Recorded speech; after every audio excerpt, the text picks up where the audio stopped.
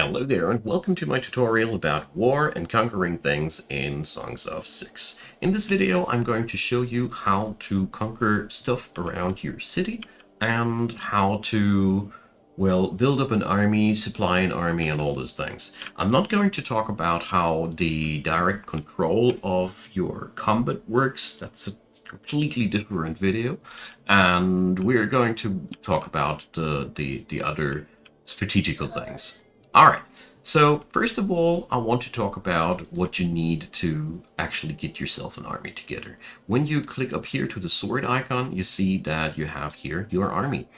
Armies can be composed in three ways. You can recruit conscripts. For that, you need, though, to have already something conquered. You can recruit troops out of your city. These are locally sourced troops, and you can recruit mercenaries. So these two methods here, recruiting locally and recruiting conscripts, they do require army supply depots.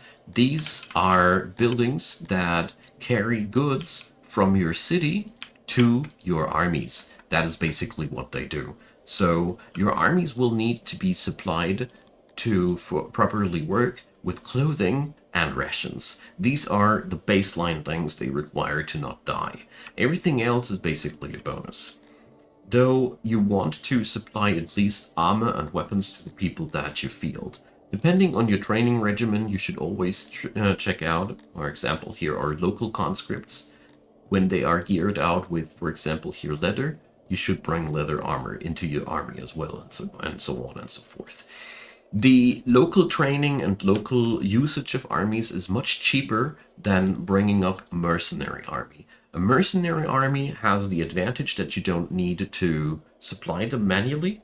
They do that on their own, and it has the big disadvantage that they do cost you money each and every day. That is the big problem about these. Also worth mentioning is that they can always be recruited instantaneously, so if ever you are in a sudden problematic situation with enough denarii, you can hire yourself some mercenaries. For the sake of this tutorial, I'll be demonstrating the conquering process with a mercenary army, and the preparation of these armies is pretty much the same. You just need then to wait until your army supply depots have brought the goods to your army. That is very important. Apart from that, your armies can also be fielded with catapults. If you want to do that, you need to include furniture and machinery into your army supply depots. And yeah, pretty much that's that. Once we have these guys deployed, we can send them somewhere. If you want to know who to attack, two things apply. First off, never attack another faction. Everything that has sort of a banner, sort of a name for itself, will declare war on you if you attack them, and that is something you really don't want. The people that are attacked with free lands, that's the stuff that you're looking for. These are the best ways and means to gain some land for yourself. Before you get started, I highly recommend you to build an embassy and get yourself a couple of emissary points and dump them into the areas here, like this area.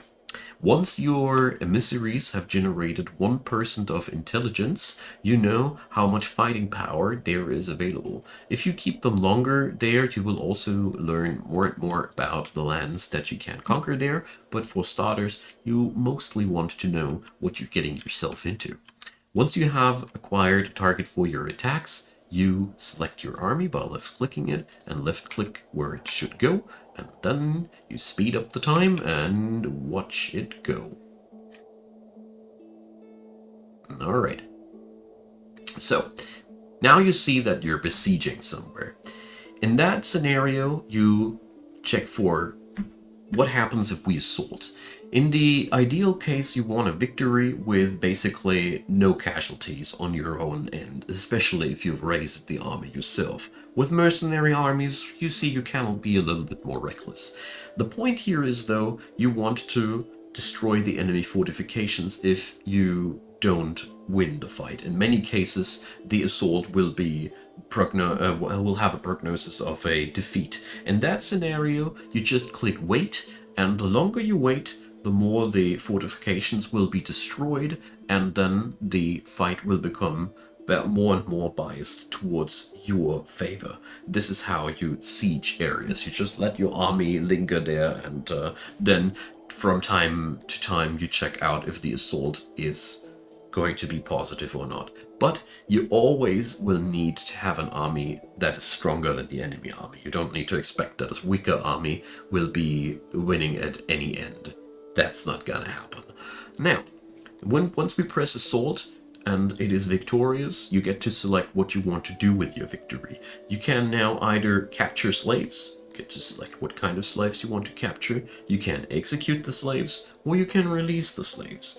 This all will be reflected in a chivalry value, which is basically influencing your diplomatic relations with your neighbors. The more sucky your chivalry is, the more people will flinch when they hear your name, and the more reluctant they will be to form an alliance with you. You also get to select whether you want to have mercy, that is plundering not a single thing, and as you see here, it does. Mercy excludes all things. Slaves, loot, all of it. If you go for sacking things and just releasing the slaves, you get some loot, and if you raise the place, you get even more loot. I think you also get more slaves. But either way, we don't want to inflict any damage in this scenario. Then you can select if you want to occupy the region. That is what you need if you want to build yourself an empire on top of that. Abandon the region, that is just plundering, attacking, plundering, and leaving, or you make a puppet regime out of it. This will create a new faction to interact with. So basically you do transform the freelance thing into its own faction that you can interact with then. It's a pretty interesting mechanic.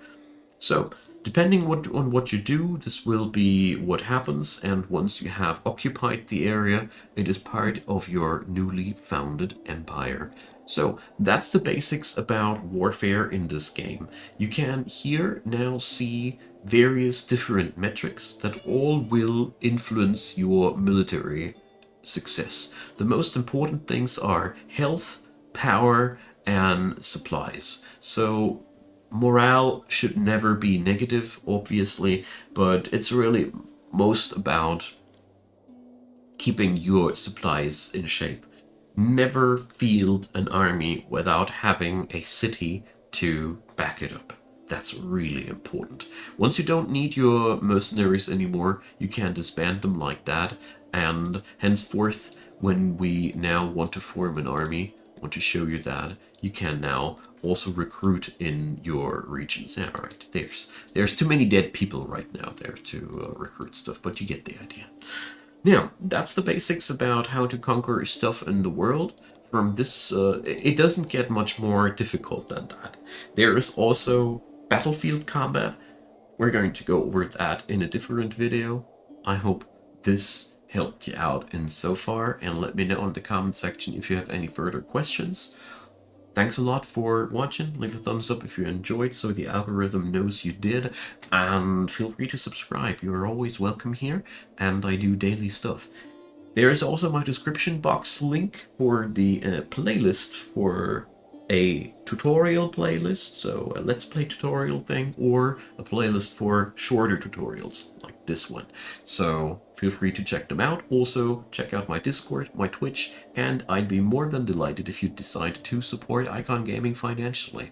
Feel free to. A big thanks to everybody who does so. You guys truly rock. And a big thanks to you for being around until the very end of this video. Deeply appreciated, and I hope you have a good time.